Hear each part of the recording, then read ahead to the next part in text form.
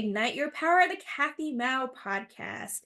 And today I am so excited and honored to have Angel on today. She is also a personal coach, empowering people to literally live their life purpose and unleash the warrior within them.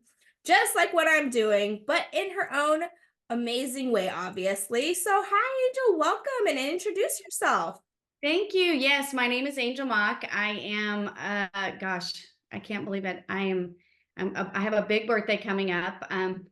It's a big birthday, which I am one of those that I'm so grateful for another year, but it's kind of one of those moments that you go, oh my gosh, really, I'm here. But I'm so very thankful for that. I'm a mom of two. I'm a wife. I have a few businesses that I run. But beyond all that, I'm probably just like anyone else out there listening. I'm kind of just the same as anyone else as far as getting started, where their journey is, wherever you are in your journey. I promise you, I've probably been there. And I can't wait to share more about it with you and, take it from there. So, yeah, I'm excited to be here. Thank you. Yay, of course. I always love having people come on here because my podcast is obviously Ignite Your Power. I want to hear people's stories of how you ignited your power. I think storytelling is one of the most powerful ways to truly change and shape people's lives, because that's what I did, listening to other people's stories and relating to them. And so the more people I get to have and be real to share their story, I think it's one of the greatest ways to learn and try to inspire you. So let's go into your story of empowerment. So growing up, how was it like? Were you shy just like me? I was very shy and always wanted to be unseen. I felt like you said you had some kind of similar story to that before you got married. Yes. Yeah, I did. Growing up, I was the kid who was just the quiet one in the class, and I did not like attention drawn to me. Oh my gosh, like I would have just cowered into a corner if that was the case. Definitely not an extrovert in any sense of the word. And when I met my husband, he is absolutely opposite of me. He's definitely an extrovert. And I remember thinking like, I don't know about this. Like I loved what I loved about him was that he could walk into a room and he could make friends, right? But what I hated about it is he walked into a room and made friends. And then I'm just standing in the corner, like, don't leave me. I remember one point, I remember tugging on his hand, like, don't leave me. Don't leave me in this room, like by myself. And he was looking at me like, what? And I didn't, when you're in the moment, you're in your feelings, you're thinking like, oh, you're just absolutely ripped apart inside. That's how I felt like, oh my gosh, like, don't do this to me. So much anxiety, so much around that. And he was the type that was at the front of the room speaking, and he was doing all the things. And I loved to watch it, but I thought, oh my gosh, don't ever bring me up here at the front of the room. Yeah. And he pushed me through all of those envelopes in my mind, like those things those limiting beliefs, those all that stuff. He pushed me out of that comfort zone, and I remember just melting, like, oh, please don't do that. And he's looking at me like, why? Now, what I didn't realize is that he was through all of those situations. He was pushing me through my comfort zone, and then I got to a point at about the age of 22 that we went to a conference. It's a Tony Robbins conference, and it was the Unleash the Power Within. It was being hosted here in Dallas, Fort Worth. And we went to this. I had zero expectation about what it was going to be about. And I got in this room, and it's like, of course, Tony is a force to be reckoned with, and he's on the stage and he's just going at it. And you started to have to share with people intimate details of your life and your feelings and all this. And I just remember thinking, oh my gosh, like, no, I don't know if I can do this. And as the night progressed, he was building us up to be able to walk across those 10 feet of 2,000-degree hot coals barefoot. And I remember thinking, yeah, I'm not so sure. But what was very interesting is that I actually did it. And that then for me, that was kind of a pivotal moment for me, that I realized that, one, I put on my pants the same way every single other person in this room does. I'm no different. So why is it that I feel like I can't stand out from this crowd? Why do I have to shy away and be in the corner? That's ridiculous. Second of all, it also made me realize that my mind is so powerful, and that if I apply myself, I can do whatever it is that I want to do in my life. And just walking across those hot coals, it's one of those things, those moments in time that you realize, like, what did I just did that. And I came off of that. They spray your feet down. And I remember there was actually people who did get injured. One tripped. I mean, there were some things that happened, but all in all, um, most everybody walked out of there and was like, wow, that was so powerful.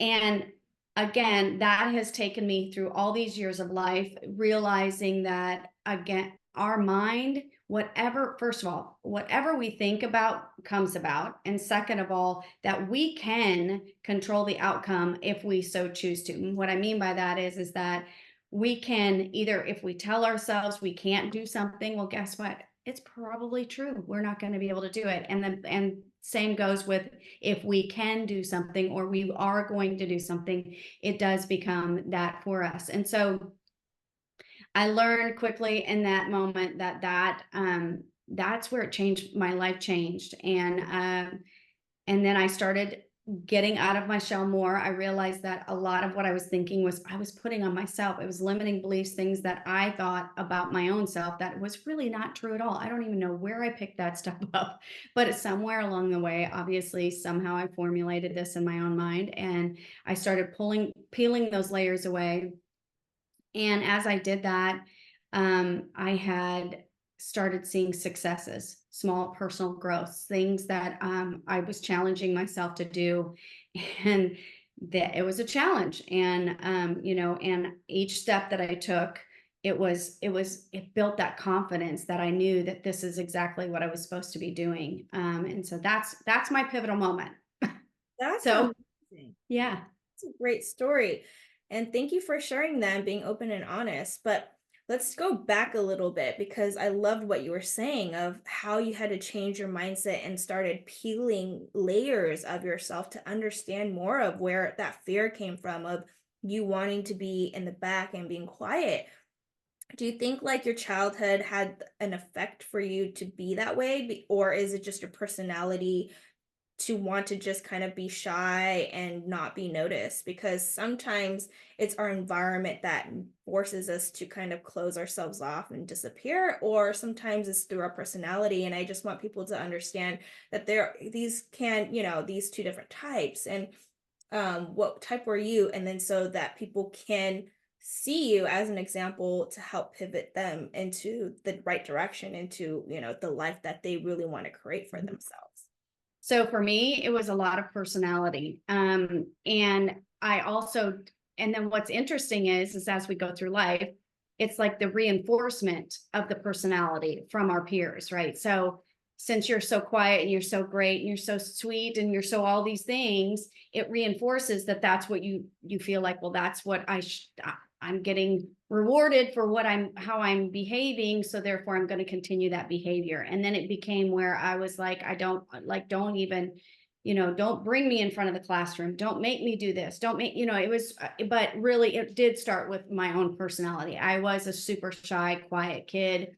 And, but the reinforcement through teachers, through peers, through all that just continued that staying in that lane, if you will. And until I kind of obviously had that moment and I realized I don't like this. I am just a bundle of nerves. I was scared of my own shadow. It was actually so debilitating. And I even to this day, I share this with my daughter because guess what? She's a lot like me. And so I'm trying to coach her through some of that stuff to try to not limit herself, because it becomes, you narrow yourself to such a place. Yeah. And you make choices to keep yourself comfortable, that those choices then limit you from actually experiencing life. There was a lot of things I know I missed out on, a lot of things that I wish I would have been able to do or participate in, but I was just so terrified of doing that, to stepping out, that then it became, here I am. And so, and then once I learned someone else and seeing somebody else with such a big personality, I was like, well, wait, I like that's fun. Why I want to be more like that. Well, he's way over there. I'm not quite there. I'm somewhere in the middle. I feel like it's a happy medium for me. And but definitely much better situation in regards to no longer feeling like walking into a room, I gotta clam up, no longer having to be stuck in my own skin, if you will, and so anxious about anything, any attention drawn to me. And and with that said, luckily enough, as I went through those baby steps and grew, I put in front of me challenges to speak. And so one of the first crowds I ever spoke in front of was a crowd of 20,000 people. Now imagine that. So going from this super shy kid in the back of the room, don't draw any attention to me, don't call me up to the front of the room. Here I am, a number of years later. I'd have to think about it. It was probably 6 years later. I'm in the front of the room speaking in front of 20,000 people. Wow. Now, did that happen overnight? Heck no. Was I still absolutely terrified? Absolutely. Yeah. But it's those things that when we challenge ourselves and we push ourselves through those, that we really realize that it really is our own self that is stopping us from what we want to achieve. It was me that stopped myself back then. And when I stepped on that stage, I knew that I was capable of doing that. I knew I was capable of speaking to that crowd. It was a no-brainer. I had a lot to share. I have, we all have gifts. We all have experiences and life that we've been through. And why not get out and share? If you've been asked to do so, get out and share so that you can hopefully help inspire others that are doing, that may be going through the same thing that you've been through. So, yeah. Exactly. Yes, you said it perfectly. You're living your true authentic self, like not having society kind of mold you like you did, right? You didn't want to be seen because everybody kept affirming, like your teachers, your peers, etc., kept affirming like what you're doing, being quiet was, you know, good for everybody. But actually it wasn't good for yourself and you knew and you're like when at the time you're like, "Man, my hubby is like being what I want to be like, exactly. And so he was that example for you, which is so beautiful. I love that so much for you. Um, so if I'm encouraging other people, if they have not found that person to like push them, try to find that person. Or, even if there's not a physical person, you can find that person online, like you did with Tony Robbins. He helped you step out of that shell too, right? There are people, there are help always. So I just want people to just take that if they have so far listen to what we've said so far. Also, I love how you mentioned that your daughter is like you, and I just laughed because in my mind I was laughing because I was like, that's my daughter. She's like literally a mini me, like her personality. She looks like her father. But I was like, dang, I have to shape her. And then like now it's beautiful to be able to guide her and lead her into what I did not have as a child. So thank you Same. for pointing that out. Isn't that fun? Mhm. It's hard. It's a journey. Fun, but it's a bit of, it can be, and as they get into, teenage and all that, it's somewhat of a challenge because, they're going through all the experiences, right? And so that's one of the things, you know, because it's a personality trait, how do, you don't want to refrain them from being who they are supposed to be. But in the same sense, I'm like, don't let it limit you, so there's the fine line. And so, navigating between all that, is we're working on it. It's getting so much better.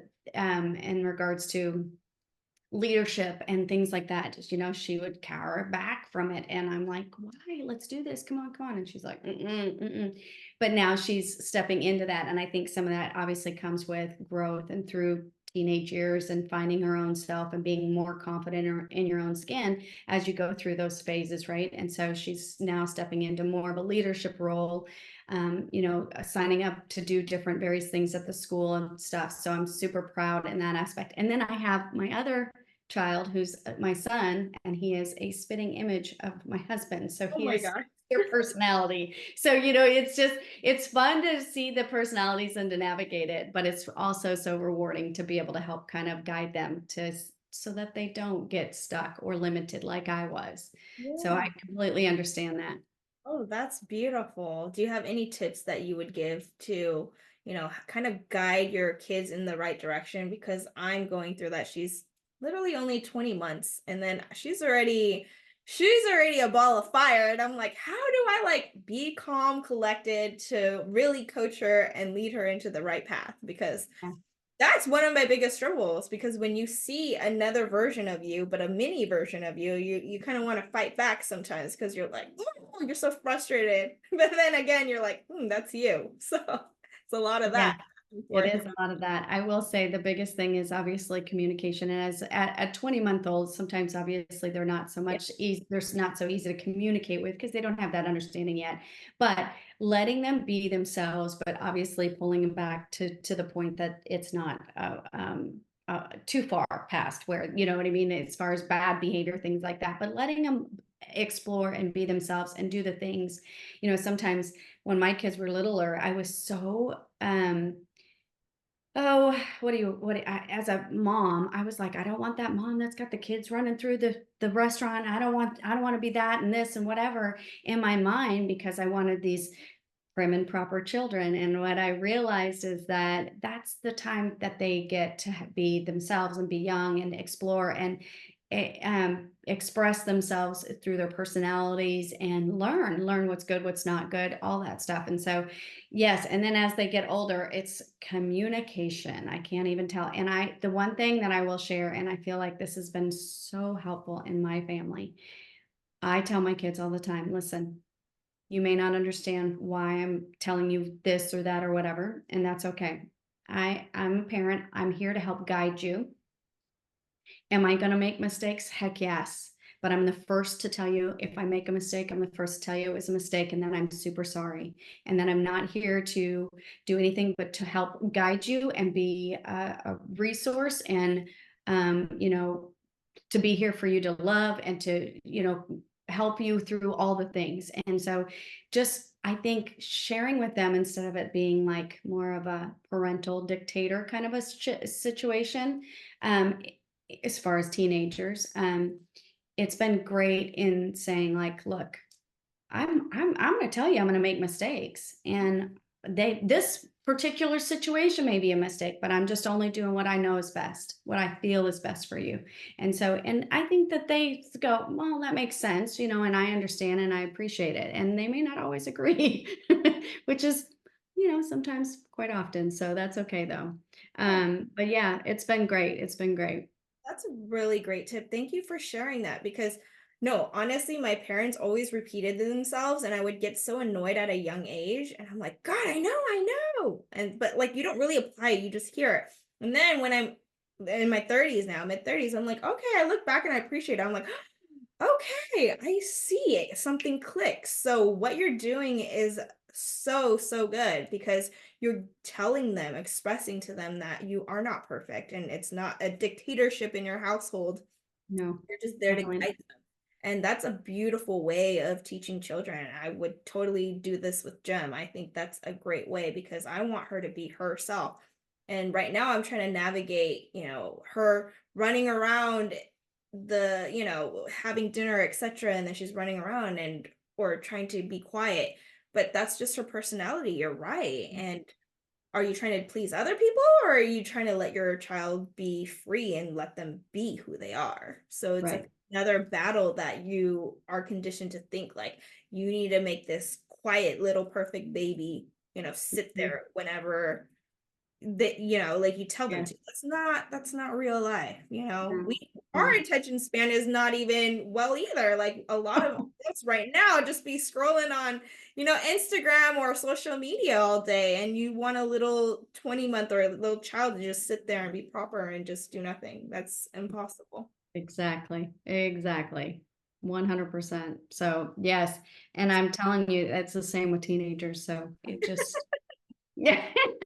Yeah, you can't get them to sit still. Well, unless they've got a device in their hand, of course. But all in all, they don't like to sit still much often either, unless they're sleeping.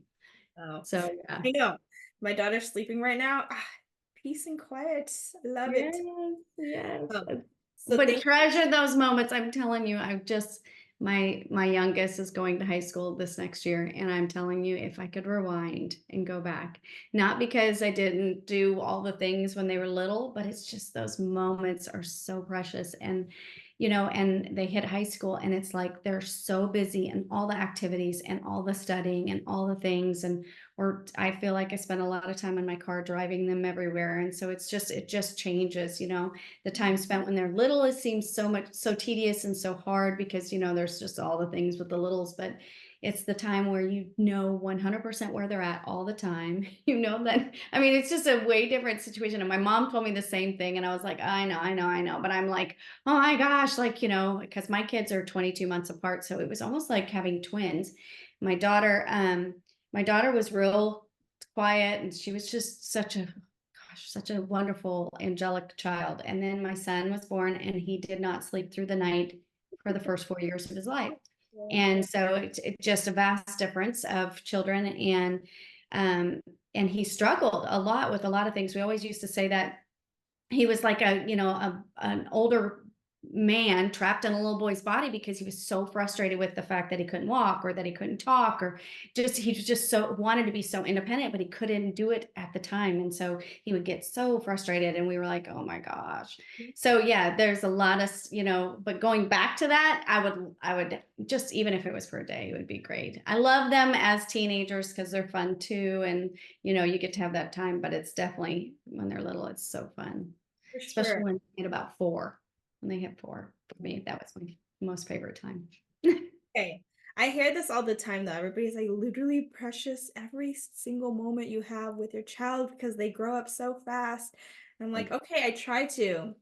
This is why being in the present moment is so, so important Yeah, because I teach this all the time. Like our brains always want to live in the past or the future, and you're never literally just looking at what is in your present moment right now. And when you are in the present moment, it's truly bliss. It's like a bliss feeling because you're not full of anxiety or worry. It's just like, oh, all like feeling all the good, happy, joyful moments that is literally right in front of you.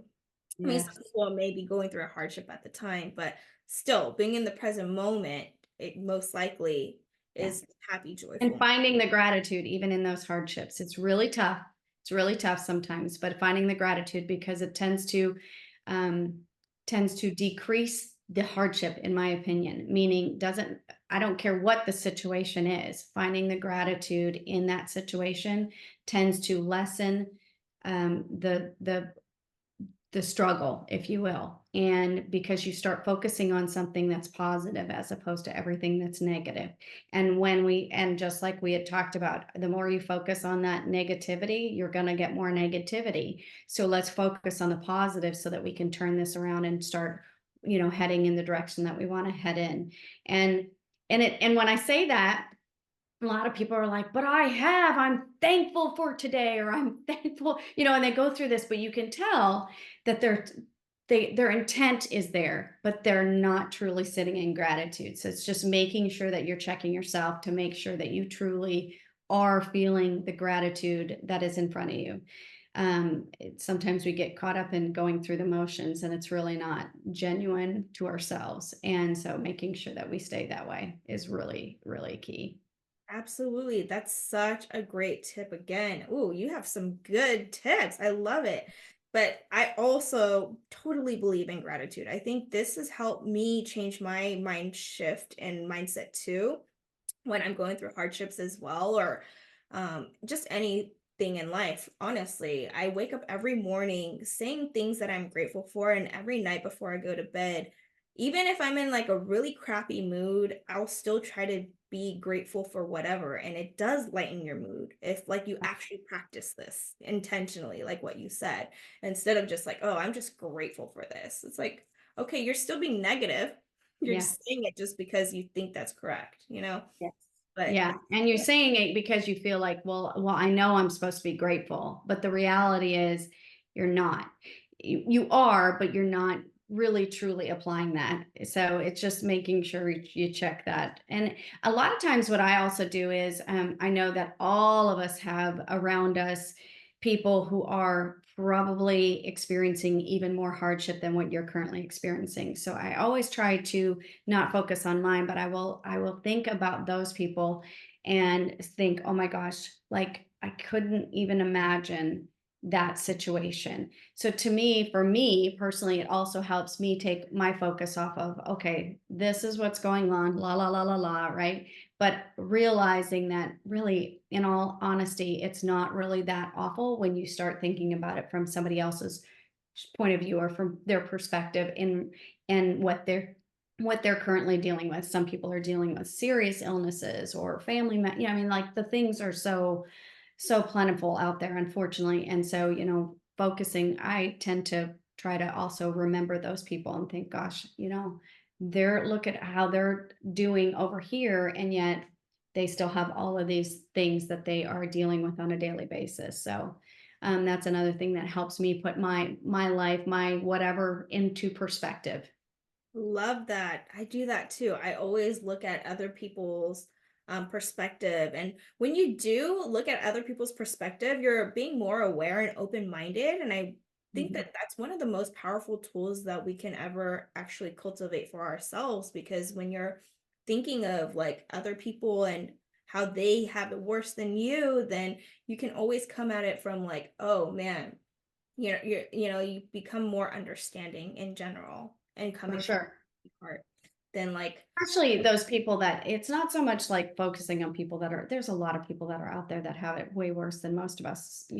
I mean, shoot, if you're sitting in a home, you have it better than the homeless, right? It's also the perspective of the people that are truly struggling, but yet they show up every day with a smile. They show up every day with gratitude, and you know it because they're speaking it. They're speaking it out loud. There doesn't matter what their current situation is. They are literally living as though it's like they're so thankful. And so it's those remembering that kind of mindset, if you will, or that applying yourself in the same way. I try to emulate that in my own life as well. So yeah. that. I love that so much. You have such amazing tools in your toolbox. Um, that's awesome. Is it through learning to become a personal coach is how you learned all these tools, or is it just gradual life experiences, or just you wanting to better yourself every single day, and then this is how you've developed all these amazing tools? I think it's come from, well, one, I think because I've in most situations, I'm not, listen, life has put us in all kinds of different situations. I'm not saying that I am a martyr by any sense of the means, but in regards to, I feel like I've been through a lot of different situations in my life. And because of that, I know most of the time where people, if they're struggling, I probably have been in a similar struggle than what they're currently dealing with.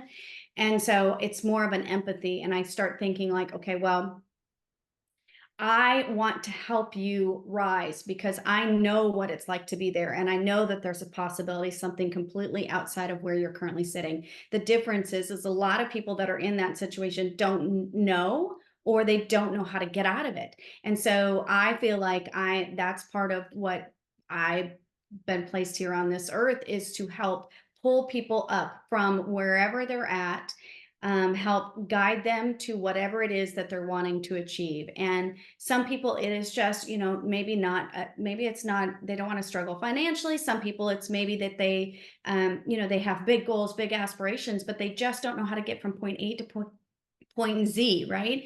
And a lot of times it starts with they're probably limiting themselves, just like you and I, right? Where that's how we got started here. But then from there, it's also like, what do they need to do to get there? And then sometimes it's people don't know. It's the saying is that they don't know what they don't know, right? So they don't know that there's something else out there that is potentially something that they can strive for.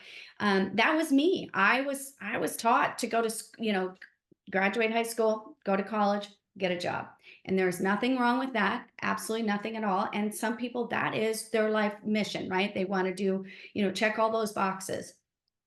I did not know that there was something else out there, meaning an entrepreneurship or doing something on my own. That was not anything I'd experienced before in my life. And when I was introduced to that, I was like, wow, this is amazing. You mean I could actually work for myself and I don't, you know what I mean? And so I started learning more about entrepreneurship and how is it that I could run my own business? How is it, what do I need to do?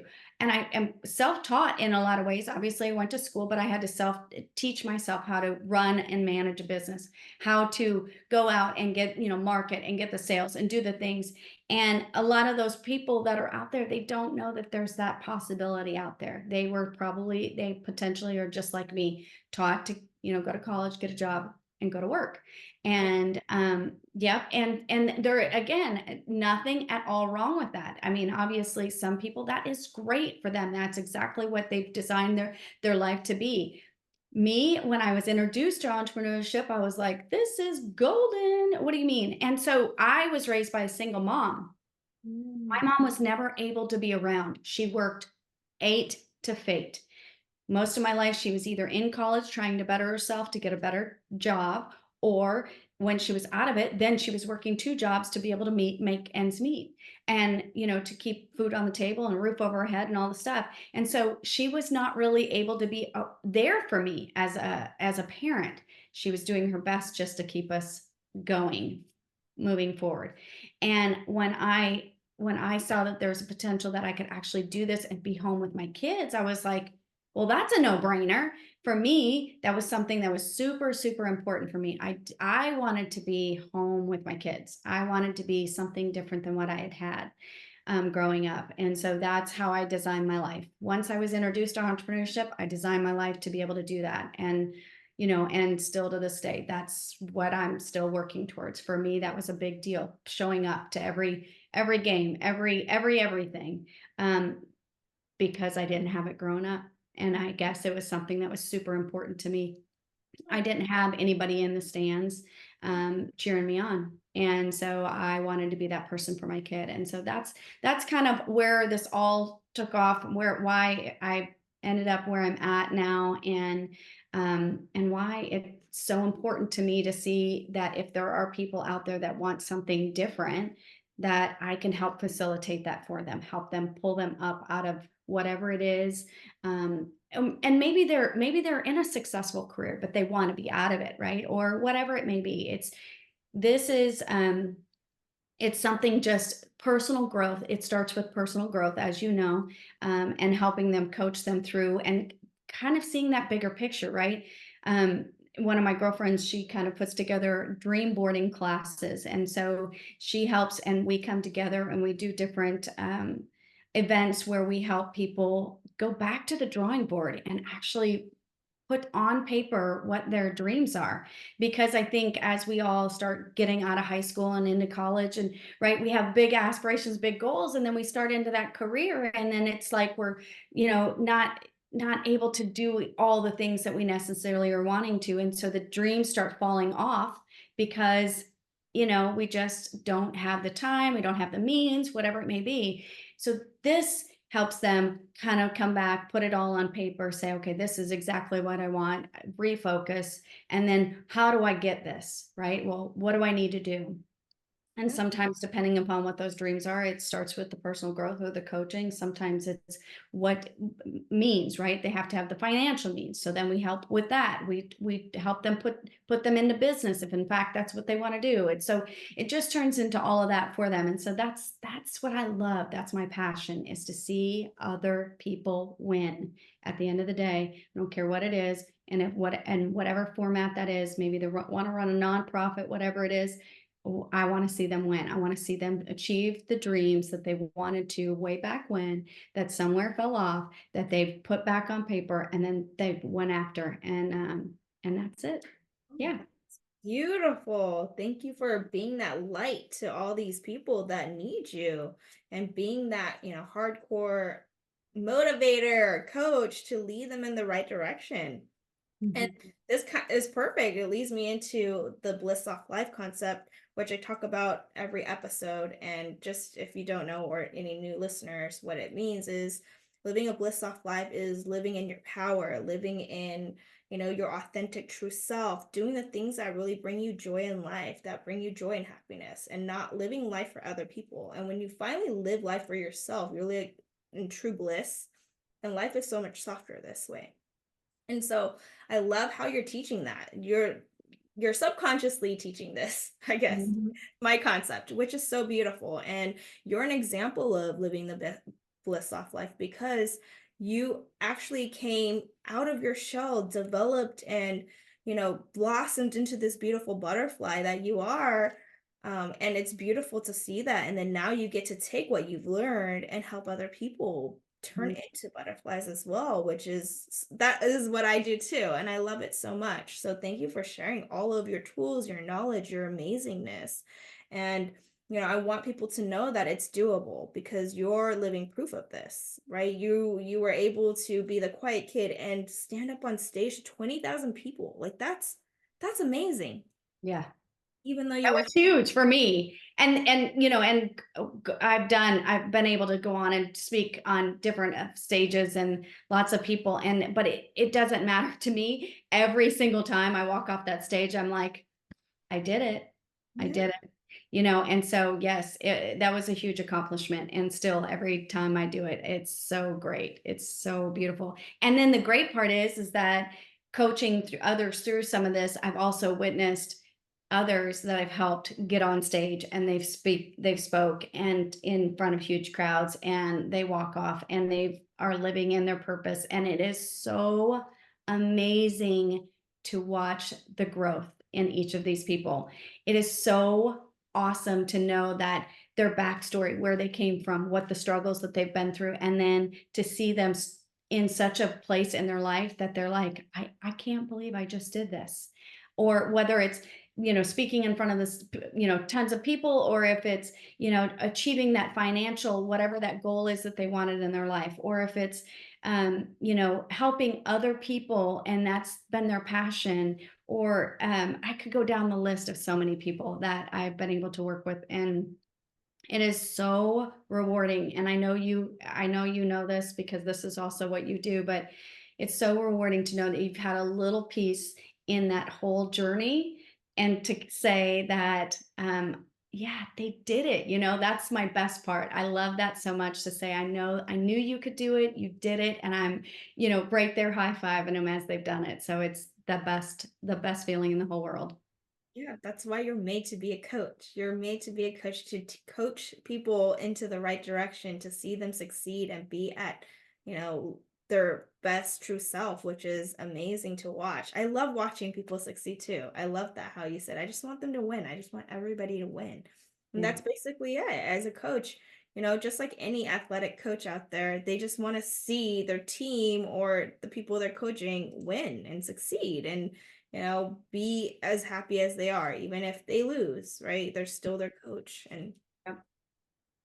it's just everybody needs a coach. And I just want to emphasize that, getting help is not a problem or an issue. And I feel like the, mindset is shifting though, where, it's not good to ask for help per se, because I grew up thinking like if you're asking for help, there's something wrong with you.